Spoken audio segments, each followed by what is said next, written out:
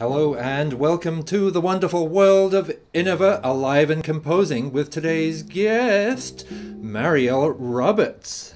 Can you state your name for the record, please? My name is Mariel Roberts. Now, normally I say the word composer in that introduction, but would it be true in your case? You've got more than enough musical talent to make up elsewhere, but have you ever tried improvising, composing, or calling yourself one of them? I do a little of both. I'm just getting into composing myself for the first time kind of recently, which is pretty exciting, but I'm a big into improvisation. I improvise all the time, and that's a big part of my musical life. We find that in the compositional field that there are many pathways into that ultimate realization of you as your human potential as a composer. Some people go to school and they do the sums and they work dots out on paper and then they find someone to play it. But also other people come to it through improvisation or skiffle bands or practicing scales and figuring out that they could ultimately do better. Did you come to it through improvisation, playing other people's and thinking, hey, I can contribute to this too? Yeah, definitely. I think it came mostly out of my love for improvising and just figuring out that I could actually do really neat stuff with my own instrument, and why shouldn't I write that down and make something more structured out of it. And also just working with composers and doing a really close collaborative experiences, I found that actually I had all the skills that they have. I just didn't go to school and have a degree that said that that's what my profession is. So yeah, I think those are the two things that kind of pulled me in that direction. Okay, we ask this of all instrumentalists, especially viola players and banjo players, but do you know any good cello jokes? Any good cello jokes? Not especially. I know a bad cello joke. Well, that's acceptable too. Okay, why is a cello better than a violin? I don't know, why is a cello better than a violin? Burns longer. Yeah. Oh, it burns a lot longer. That's all I got. That's good enough, thank you. What's the weirdest dream you've ever had? We're getting at the deep... Who is the real Mariel Roberts behind the facade here? I have very, very vivid, weird dreams almost every night, so I don't know if I could choose one. Maybe I did have one dream once where I lived my entire life, like from the time of my birth to the time of my death, as myself. And I went through, I had all the details of my entire life in this one dream, and then I woke up and that was pretty intense. That's pretty handy too. And you are in... What's your earliest sound memory? My earliest sound memory... I guess I think a lot about... My dad was a pianist. He was a jazz pianist. And when we were little, we were kind of bored, and he had to always take us to his gigs and stuff while my mom was at work. So he would just take me when I was really little to his gig, and I would sit under his piano. And I don't know if you've ever sat under a piano and somebody plays, especially a lot in the bass register, but it's just rumbling and so amazing. Such a cute, big experience to do that. So I guess I remember that a lot. Do you think you get that same kind of vibratory feeling from a cello? Is that why you chose that instrument? I think so. I think that is one of the things that I love the most about it. Is that you can, when you play a note, you feel the whole body of the instrument moving. You feel the air moving. You feel it, in your entire body, which is the best feeling in the world. Now, if you weren't playing the cello as a career, what might you have ended up doing? I actually always really wanted to be an anthropologist also. I really love ancient history, and I just wanted to fly away to Egypt and dig up ancient ruins and stuff. So I'd probably do that. Now, how do you think anthropology might relate to the new music world as you've encountered it? Do you think there's a social aspect? Are there little different tribes? Are there... Yeah, definitely. I feel like new music is kind of like being in a social experiment all the time. And there's so much to be discovered, and I'm really interested in world music too, so I think that I get to incorporate that into new music in a way that classical music kind of rejects, putting those two things on the same level. Now, I think you're based in the New York area. Have you always been? Will you always be? Are you a born, bred, and dyed in the wool New Yorker?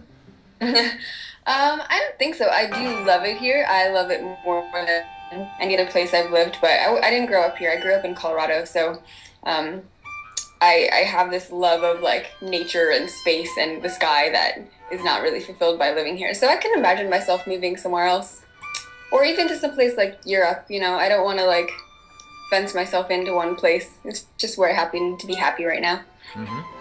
And if you had 3 desert island MP3s, or either pieces of music that have changed your life, or they could also be pieces of art that just really spoke to you and decided there and then, perhaps as a child, that you had no choice but to be an artist, a musician, a thinking, creative person. I think that would have to be Mozart Requiem, for sure. That was a huge piece for me when I was little. I'd never heard anything like that in my life. And I guess Beethoven String Quartet 132 is just never gets old. And, oh man, I have no idea what the third one would be. That's okay. Neither of those composers that you mentioned are on the Innova Recordings label, but we'll let that slip. But at some point, you also started playing the music of living composers around you. How Yes. did that transition take place? Well, I was always really just more interested in like experimental and forward-looking art. I mean, I play the cello, which is a classical music instrument, so obviously that's what my training started in, and I love doing that stuff, and I love classical music, but I was really looking for something that was new and something that was interesting and that was going to make people think, and just the fact that I happened to play the cello is not going to stop that. So I think the first way that I started doing that was working with living composers and trying to like work with artists that are doing stuff now and doing new things and doing interesting things. So I think that my love of just new art is what started that process for me. Was that encouraged by your teachers, or did they run screaming, saying, "Hell no, you can't do a pizzicato like that. It will ruin your technique and your instrument"? They ran screaming a little bit at first, especially my teacher in my undergrad he wasn't super excited about it. But, you know, I think that after a while we developed this relationship where he understood that it was something that was really important to me, and that's what my musical life was going to be about. So then he tolerated it. You know, it's not like he was excited about it, but he tolerated it, and luckily I was stubborn and iron-willed enough to just go through with this process of learning new techniques and new music by myself without any like guidance from anybody. So. Do you teach as well? And if so, what words of wisdom would you like to pass on from your own teachers or from your own experience? I do teach. I just started teaching college students, which is great. And I guess the main advice I give them is to play music that's meaningful to them. Like, of course, you're not going to want to practice if you're playing stuff that you hate that you've been assigned. And also just to like about making music beautiful sounds, and every sound you make should be special and beautiful, and if you're glossing over things, then you're completely defeating the point of playing a musical instrument. You know, you're just going through the process, and that's not what making music is. That's what learning a craft is, which is also valuable, but that's not what making music is. Do you have any horror stories to share about like the worst performance when everything went horribly wrong, or when custom seized your instrument, or what's your career low point as a performing musician that you'd really rather forget? Career low point. This was a smaller gig I did last year, and we were playing, me and my friend Ian Rosenbaum were playing Andy Akiho's piece 21, which is for cello, and then he did the marimba version, so cello, marimba, electronics, and kick drum. So we get up to the venue where we're playing, and it was a different loop pedal than what I'd used before, and I pressed something and I like deleted everything that we'd done before, but there was no way to re-record it except to do an actual loop. And this is also in the middle of the summer, so we're trying really hard to re-record the loop, but there's a drum part in the loop also, so he's like drumming on my cello while I'm trying to play the loop over it, and the whole audience is just there watching us. So finally we get the loop recorded, and like he plays another piece, and then we come back to play this piece, and I realized that because of the heat, my cello had dropped about like a whole step in pitch. So the entire loop both sounded terrible because it's like him hitting my cello and me playing like just not my best at all, and then it's also completely in the wrong key. So we tried to make it work, but it was pretty much a nightmare. Well, that definitely tested your mettle in the real world, and I'm glad you can laugh about it. I hope other people are too. Yeah. Which brings us as a nice segue to your CD that you had complete control over, including Andy's piece, and it's called Non-Extraneous Sounds. Why is it called Non-Extraneous Sounds? Well, that came out of something that was happening while I was recording it. I recorded it at MPAC, which has this amazing hall, which is actually the most silent hall of its size in the world. So any other tiny little sound is picked up by the recording. It's so sensitive.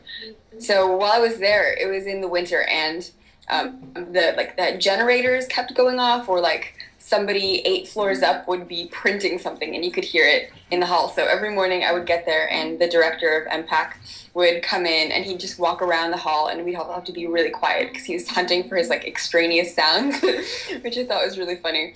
And it kind of made me think about how people think about what I do.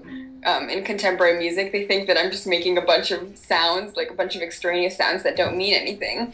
But what I wanted to do with this album is to like really emphasize how much meaning there is in this different language. It's just, even if you don't understand it, there's still meaning and there's still love and work in it. So that's why I called it that.